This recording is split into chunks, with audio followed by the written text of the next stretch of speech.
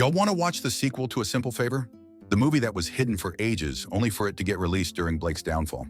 Basically, what had happened in the first one was, vlogger Stephanie Smothers' son, Miles, is best friends with his classmate Nikki. Stephanie becomes best friends with Nikki's mother, Emily, who disappears and is later found dead.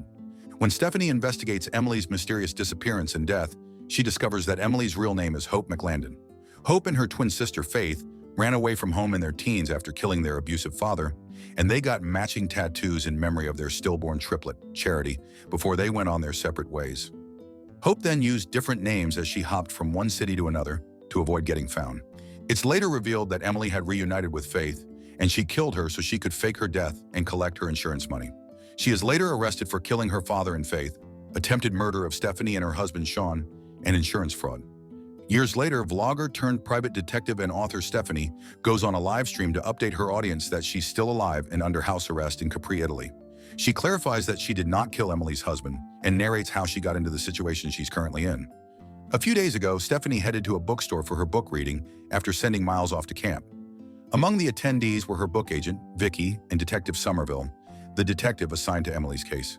As she reads her true crime book, The Faceless Blonde, which is about Emily's life and crimes, Emily arrives, shocking everyone. And it's clear that Blake Lively chose her wardrobe for this movie too. Emily informed Stephanie that she was out on appeal and warned Somerville that he would get a subpoena soon because her new lawyers found possible tampering of evidence. She then asked Stephanie to be her maid of honor in her wedding in Capri, Italy, to thank her because her downfall allowed her to start a new life. Since everybody thought that she was setting a trap for Stephanie, Emily told Stephanie that attending her wedding would make a good sequel for her book and would cause her following and book sales to skyrocket. Before she left, Emily threatened Stephanie that she would sue her for using her name and likeness in her book without her consent if she didn't show up. Oh, her character is into litigation like the real-life Blake.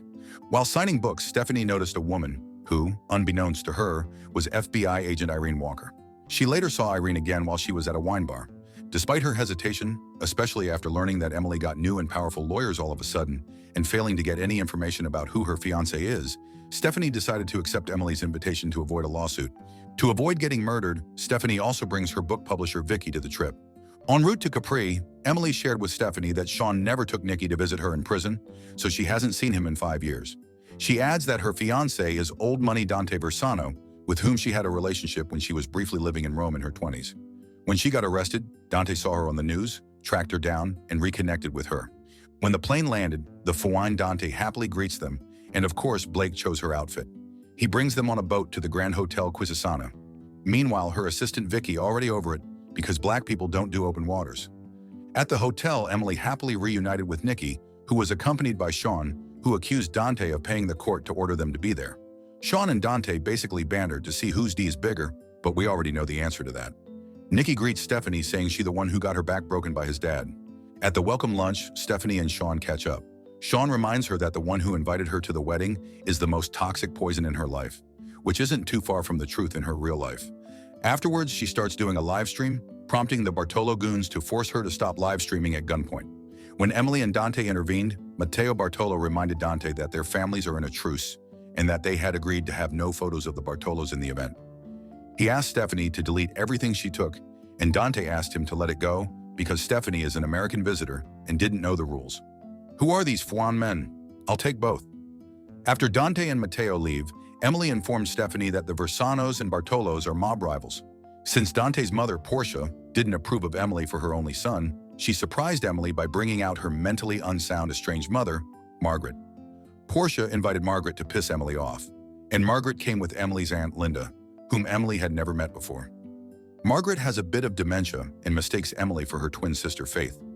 Nikki tries to greet his new grandmother, but she's not into his red hair dye and calls him a Chinese devil. Later, Sean gets way too drunk, and Emily says she always thought his pee-pee was his belly button. However, Sean says it's only that size because of her cavernous vagina. Then he informs Emily that he is petitioning for Nikki's full custody and that Dante's money and connections won't be able to stop him. Seeing Emily hurt and Sean getting more aggressive, Dante yells at him to leave. Emily leaves and Stephanie goes to comfort her. Emily suggests she should throw Stephanie off a cliff, just like Tiberius used to do. Why's Blake's hair always disheveled and dry-looking? Later that night, while Sean is spanking his tiny monkey, someone with high heels goes into the shower and drugs Sean, resulting in his death. Meanwhile, Stephanie arrives at the pool for Emily's bachelorette party, and Emily calls her out for being late. During their little shindig, the two bond and act all cutesy, but it's honestly so irritating watching these two act like themselves. Meanwhile, Nikki is banging on his dad's door. Stephanie calls over the maid since she suspects foul play, and there she finds the little chow mein plopped on the floor. Stephanie suspects Emily since his death solved a lot of her problems. She talks to Detective Lucchese about her observations and the possibility of murder, but he says Americans are just obsessed with true crime, saying Sean's death was an accident.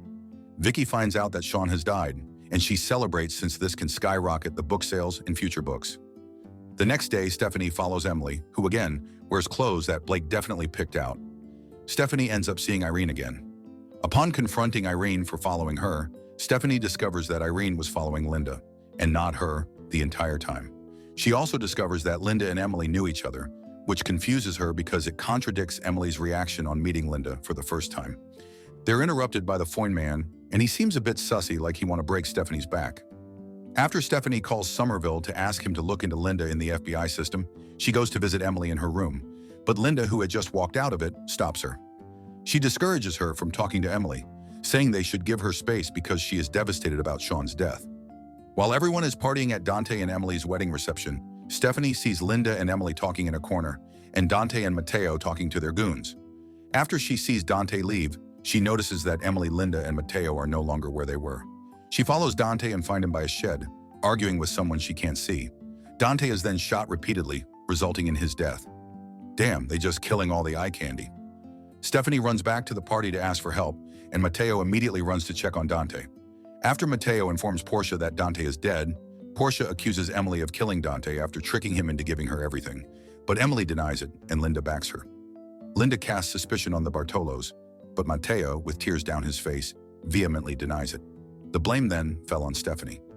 After Stephanie's live stream, Lucchese, who is accompanied by Linda, confiscates Stephanie's passport and phone. Stephanie insists that she's innocent, but is left with no choice but to comply. When Stephanie points out how Linda is suspiciously suddenly invested in everything that's going on, Linda says she's just being protective of Emily, whose life she ruined twice. Linda says Stephanie probably has a scissoring fixation on Emily. Emily, who is dressed like a Victorian widow, arrives and asks Lucchese and Linda to leave the room. When Stephanie confronts Emily for orchestrating everything and having Linda as her accomplice, Emily recalls how Stephanie was late to the pool the night Sean died and asked her to confess to Sean and Dante's murder so she can reunite with Miles. Because of this, the confused Stephanie asks her if she only invited her so she can be the fall guy. No wonder they kept this in the vault and never released it. Blake's acting is laughable. Emily removes her veil and kisses Stephanie, who then figures that she's not Emily nor Faith, even though she has a similar wrist tattoo. Knowing that the police are outside, Emily pulls out a knife and slices her own hand, framing Stephanie. With the help of a maid paid by Irene, Stephanie escapes and finds Margaret, who tells her that she saw Charity there.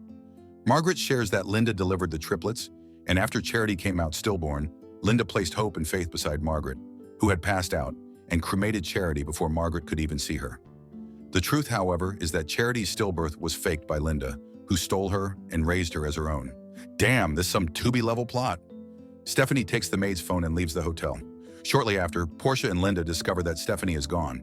Stephanie calls Somerville, who informs her that the FBI is aware of her situation and is prepared to rescue her. He adds that Linda is a con artist linked to several unexplained deaths, and that Irene will take her to a safe house Interpol had set up on the island to keep her safe until the rescue. Stephanie meets Irene, who is then fatally stabbed by Charity, who is in disguise, framing Stephanie again. Stephanie gets arrested and sedated and is taken to Portia. After Linda discovers that Margaret spoke to Stephanie about Charity, she smothers her with a pillow, resulting in her death. Portia drugs and interrogates Stephanie, who tells her about Charity orchestrating everything. However, Portia doesn't believe her because she had read her book, where it states that Charity was stillborn. She orders her goons to kill Stephanie before she leaves, but Emily rescues her. In order to prove to Stephanie that she's really Emily and not Charity, Emily calls her brother Fudger. Then, Emily reveals to Stephanie that when she went back to her room after her bachelorette, she found Linda waiting for her there. Considering her as her retirement after learning about the family she's marrying into, Linda blackmails her and Dante for $20 million. As it turns out, Emily is just Dante's beard because his one great love is Matteo. Whoa, how come we couldn't get any scenes of these two fudge packing? She had been helping them meet secretly, and nobody else knew that they had been together for 15 years. When Dante learned that she was in jail, He freed her so they can have a lavender marriage, and he could be with Matteo without triggering a mob war.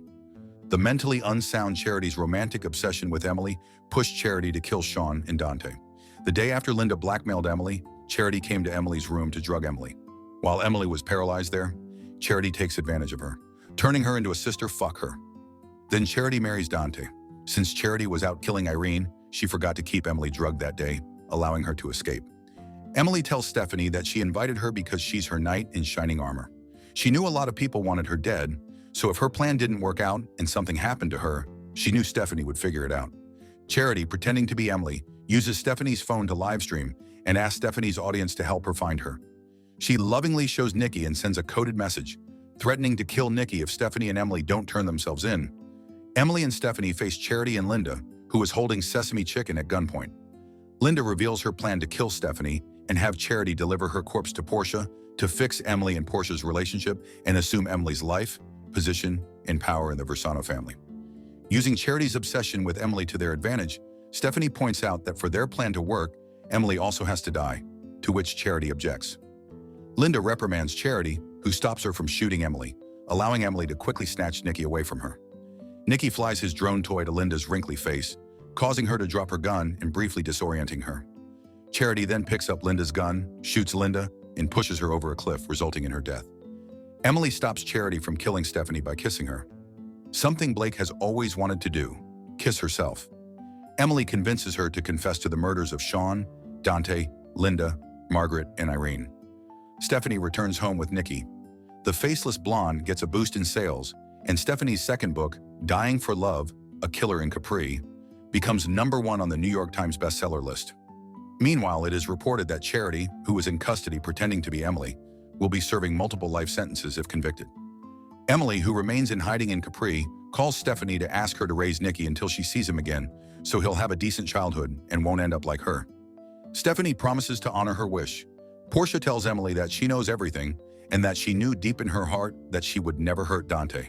She promises to keep her secret and welcomes her into the Versano family, even though she's still the reason behind Dante's death. She then asks Emily for a simple favor and gives her an envelope, which means this is going to be a terrible trilogy. Lord help us. What did you guys think of this one? Subscribe to watch more videos like this. Turn on notifications. And leave a like, it really helps the channel out. Thank you for watching.